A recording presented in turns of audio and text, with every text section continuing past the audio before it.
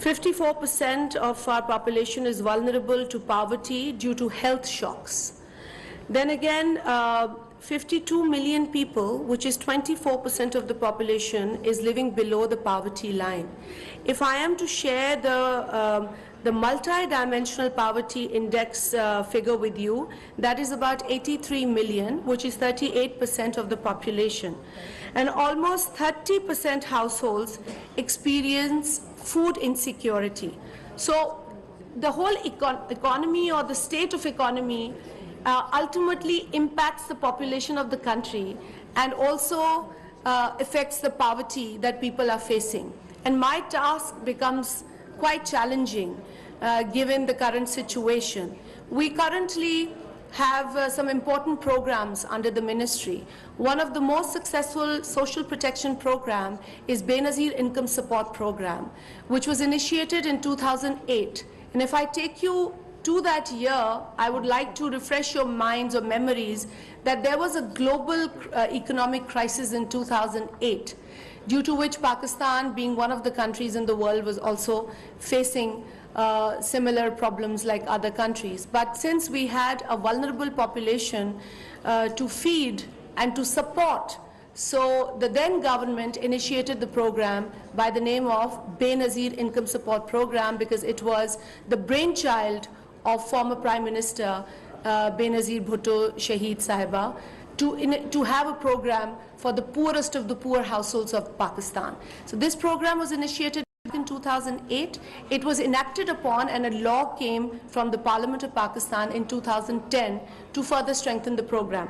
And today we are covering almost 8 million families through this program.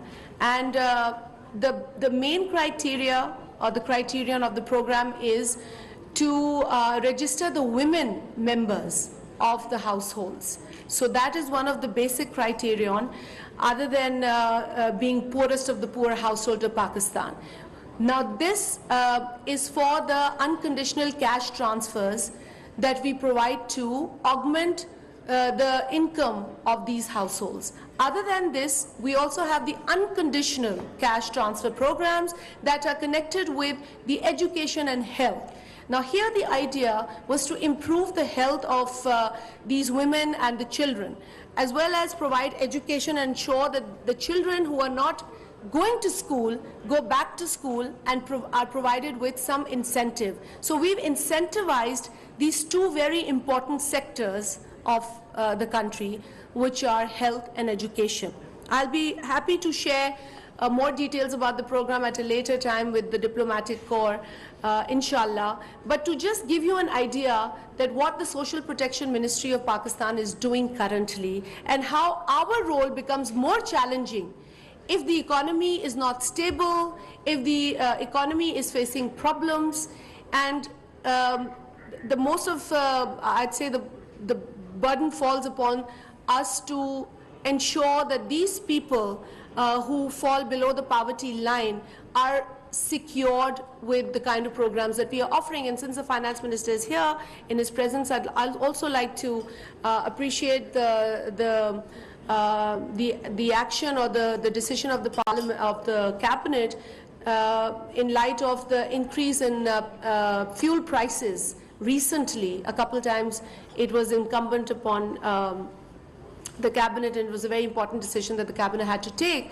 But at the same time, cabinet ने ये भी ensure किया कि वो लोग जो इस फ्यूल प्राइस के इंक्रीज की वजह से अफेक्ट होंगे, उनकी किसी ना किसी तरीके से मदद की जाए. Although it was a very difficult decision to be taken at a time when the government was already facing huge economic problems, given the state of economy that we had inherited at the time we came as the new government.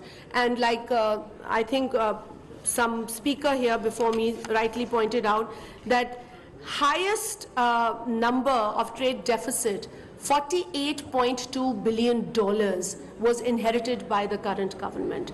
So not going into the details of the failures by the blunders of the last government, we have to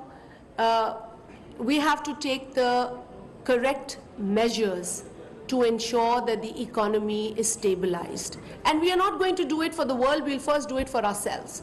We'll first do it for the vulnerable population of Pakistan. We'll first do it to ensure that the poor people of Pakistan graduate out of poverty, ultimately stabilizing the country's economic and social state. So this is very important upon any country to look into our own priorities. And one thing that I would like to also share with our business community and the Islamabad Chamber of Commerce, that I do not see in the paper, but I'm sure that everyone believes in this as much as I do, is the participation of women in labor force. I feel it is very important to include the women in labor force. We have issues, हमारे कुछ cultural issues हैं, कुछ social issues हैं, कुछ mindset के issues हैं. But I would like to just share एक study है. Now this study is done by IMF. Again, IMF is that the big reality in the world today for many of us. And like somebody said, a colleague of mine earlier, no one likes to go to IMF because the kind of conditions they impose on us are not the conditions that a political worker or a political leader can expect the people of the country to easily accept. So we have to make our amends to our policies when we have to follow those conditions. But it's also our job to ensure that those conditions are people-friendly and not so severe for the people of any country, and the same is for Pakistan.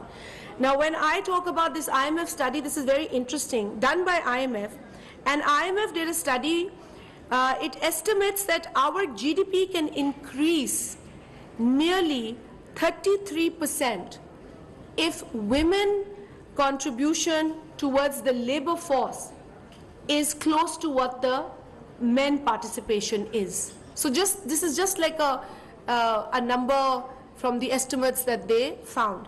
Another study that was done by ILO, and now this study it indicates that if Pakistan merely reduces the gender gap in female participation in labor force by 25%, its GDP can increase by 9%, which is an increase of 130.